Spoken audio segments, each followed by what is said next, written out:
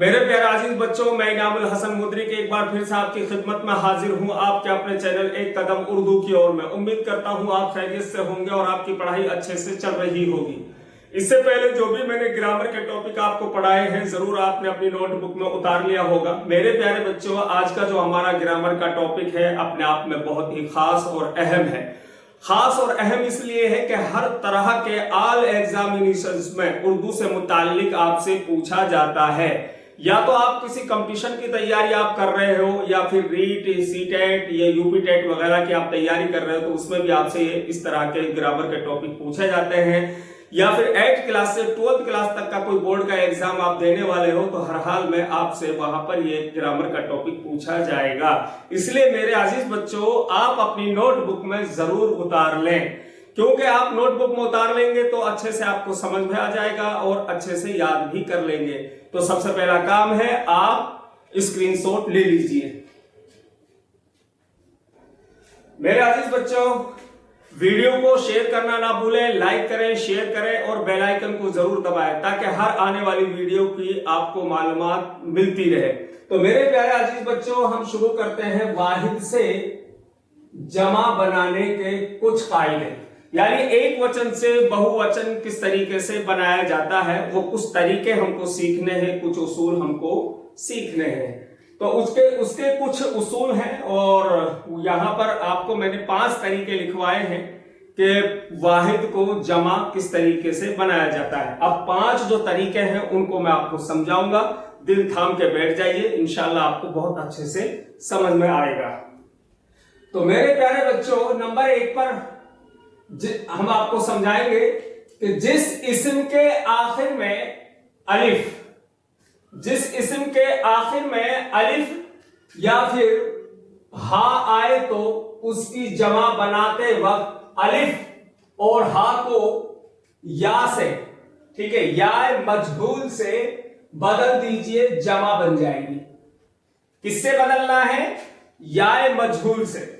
आपको या मजहूल से बदलना है और फिर वो जमा बन जाती है इस तरीके से, यानी कि अलिफ या फिर हा आए जिस इस्म के आखिर में, किसी भी इस्म के आखिर में अलिफ और हा आए तो उसके साथ में क्या करना है आपको?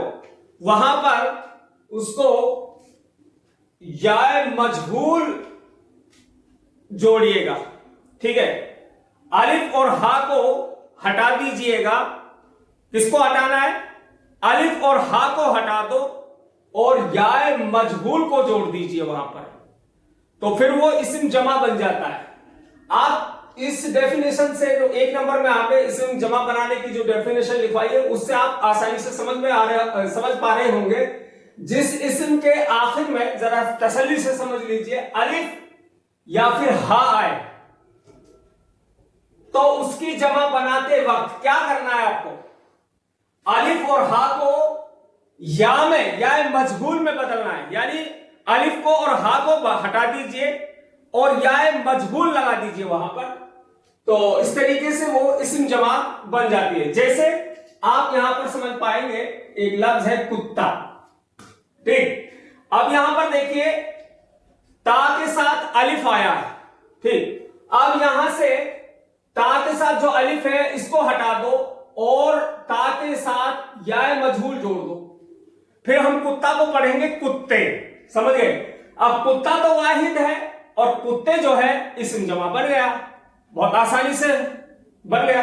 अब दूसरा तरीका है संतरा। अब संतरा जो लफ्ज है ये भी वाहिद है। अब रा के साथ यहां पर अलिफ आया है।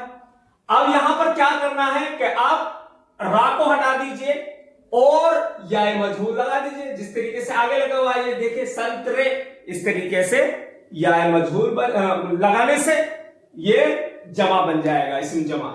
समझ पा रहे हैं आप? जैसे यहां ये अलिफ है और इस अलिफ को हटा दिया और अगली जो हमने मिसाल लिखे इसमें या मजहूल को जोड़ दिया है, तो इस तरीके से संतरा से इस संतरे बना और संतरा वाहिद है और संतरे जमा है। इसी तरह बकरा जो लफ्ज है, बकरा अजीज बच्चों, ये वाहिद है और बकरा में आप अलिफ को हटा दीजिए और अलिफ की जगह क्या करना है, या मजहूल को जोड़ दो, जब अलिफ की जगह हम या मजहूल को जोड़ देंगे तो बकरा को फिर क्या पढ़ेंगे, बकरे पढ़ेंगे। तो इस तरीके से वो जमा बन जाएगा। अजीज बच्चों समझ पा रहे हैं आप? अब आगे देखिए, बच्चा जो लफ्ज है, बच्चा, ठीक, ये जो है वाहिद है। अब इसमें चा के साथ हा जुड़ा हुआ है, हा को हटा दो और हा की जगह या मजहूल जोड़ दो, फिर इसको क्या पढ़ेंगे, बच्चा को हम बच्चे। तो इस तरीके से बच्चा का जमा बन जाएगा बच्चे। ये कुछ तरीके थे। पहला ये तरीका है इस्म से जमा बनाने का। तो उम्मीद करता हूं ये तरीका आपको अच्छे से समझ में आया होगा। कुछ ऐसे अल्फाज भी हैं, जरा समझ लीजिएगा, जो वाहिद या जमा में नहीं बदले जाते। कुछ ऐसे शब्द होते हैं जो वाहिद और जमा में, मेरे प्यारे बच्चों, नहीं बदले जाते हैं। जैसे मसलन दादा, नाना, चचा, दरिया वगैरह वगैरह। अब इन अल्फाजों को हम वाहिद जमा में नहीं बदल सकते हैं। अजीज बच्चों समझ में आ रहा है आपको? कुछ ऐसे अल्फाज होते हैं जिनको हम वाहिद और जमा में नहीं बदल सकते हैं। अब जमा बनाने का दूसरा तरीका समझते हैं हम। इस्म वाहिद को, अब जमा अगर हमें बनाना है वाहिद को, तो उसका दूसरा तरीका क्या है, जरा समझ लीजिएगा। जिस मुअन्नस इस्म के आखिर में या मारूफ आए, जिस मुअन्नस, अब मुअन्नस किसे कहते हैं आपने पढ़ा है ना, मुअन्नस लड़की को कहते हैं, ठीक है। तो स्त्रीलिंग पुल्लिंग आपने पढ़ा है, ठीक। इसको हिंदी में स्त्रीलिंग कहते हैं, उर्दू में मुअन्नस कह देते हैं। अब जिस मुअन्नस इस्म के आखिर में या मारूफ हो, या मारूफ मतलब वो या जिसको खींचकर पढ़ा जाता है, ठीक है, उसके आगे अलिफ नून बढ़ाने से जमा बन जाते हैं। उसके साथ जब हम अलिफ नून जोड़ देते हैं, ठीक है, फिर वो क्या बन जाता है, या मारूफ के साथ अगर अलिफ नून को प्लस कर दो फिर वो जमा बन जाता है। अब जैसे कि यहां आप मिसाल में समझ पाएंगे, मछली जो लफ्ज है, ठीक है, ये वाहिद है, और मछली को अगर हमें जमा बनाना है तो क्या पढ़ेंगे आजीज बच्चों, मछलियां पढ़ेंगे। अब मछली से मछलियां कैसे बना, देखिए यहां पर लाम के साथ या मारूफ जुड़ी हुई है। अब या मारूफ के साथ आपको अलिफ और नून को जोड़ना है, ठीक। तो फिर उसको या फिर यूं कह लीजिए नून गुन्ना को जोड़ना, अलिफ और नून गुन्ना, ठीक। इसको देखिए, आपको मैं बता दूं, ये जो मछलियां में आखिर में जो ये है, ये जो गोल सी शक्ल लिया हुआ है, नून की शक्ल, इसको हम नून गुन्ना भी कहते हैं, ठीक। अब इसमें अगर नुक्ता ना हो तो वो नून गुन्ना कहलाता है। अगर इसके अंदर अगर हम एक नुक्ता रख देते हैं तो ये नून बन जाता है। तो इसलिए यहां पर ये नून गुन्ना है, इसको हम नून गुन्ना बोलेंगे, ठीक। अब यह समझना है कि मछली जो है वाहिद है और मछलियां जमा है। अब मछलियां जमा कैसे बन गए, क्योंकि या मारूफ के साथ अलिफ और नून गुन्ना को हमने जोड़ा है। मेरे प्यारे बच्चों आगे बढ़ते हैं। रोटी जो है, रोटी वाहिद है, ठीक। अब रोटी को हमें इस जमा बनाना है तो कैसे बनाएंगे, बहुवचन। इसमें भी वही तरीका है जो मछली में आपने समझा कि रोटियां जो है जमा बन गया रोटी की। अब इसमें या के साथ अलिफ और नून गुन्ना को जोड़ा तो रोटियां बन गया, ये रोटियां जो है जमा है। अब आगे देखिएगा, साड़ी जो लफ्ज है वाहिद है। अगर साड़ी को हमें जमा बनाना है तो क्या बोलेंगे, साड़ियां बोलेंगे। अब साड़ियां में या के साथ अलिफ और नून गुन्ना आया तो साड़ियां बन गया। मेरे प्यारे बच्चों लकड़ी जो लफ्ज है वाहिद है। अब लकड़ी को अगर हमें जमा बनाना है तो क्या बोलेंगे, लकड़ियां बोलेंगे। इसमें भी वही तरीका है, या के साथ, या मारूफ के साथ अलिफ और नून गुन्ना जोड़ दीजिए, नून जोड़ दीजिए, वो क्या बन जाएगा, लकड़ियां बन जाएगा। और इसी को कहेंगे हम इस्म जमा। तो मेरे प्यारे बच्चों अब इस्म जमा को जो है बनाने का तीसरा तरीका हम समझते हैं। अगर वाहिद को जमा बनाना है तो उसका तीसरा तरीका क्या है, जिस इस्म के आखिर में या और अलिफ आए, समझ रहे हो, जिस इस्म के आखिर में या अलिफ आए उसके आगे सिर्फ नून जोड़ दो। नून बढ़ा देने से जमा बन जाती है। जिस इस्म के आखिर में अलिफ, समझ रहे हो ना, या और अलिफ आए और उसके साथ नून जोड़ दो, नून गुन्ना, तो क्या बन जाएगा? जमा बन जाएगा। जैसे ये लफ्ज है पुड़िया, पुड़िया में नून गुन्ना जोड़ दिया, पुड़िया, अब ये इस्म जमा बन गया। चिड़िया वाहिद है, ठीक है। अब चिड़िया को अगर हमें जमा बनाना है, इस्म जमा, तो इसमें क्या जोड़ेंगे? चिड़िया के अंदर नून गुन्ना जोड़ दीजिए तो चिड़िया बन जाएगा, उसी को बोलेंगे हम फिर इस्म जमा।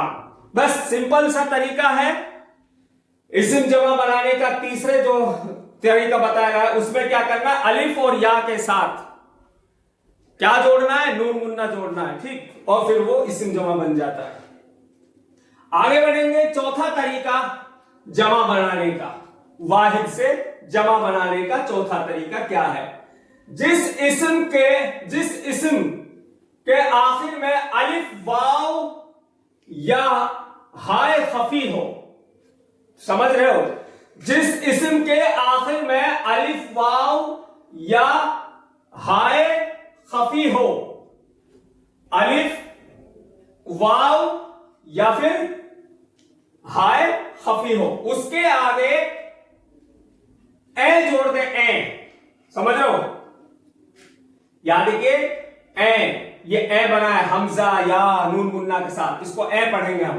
ए बढ़ा देने से जमा बन जाती है। किसके बढ़ा देने से? ए के बढ़ा देने से। जिस इस्म के आखिर में अलिफ, वाव और हाय खफी हो, उसके साथ अगर हम ए बढ़ा दें तो फिर वो जमा बन जाती है। कैसे?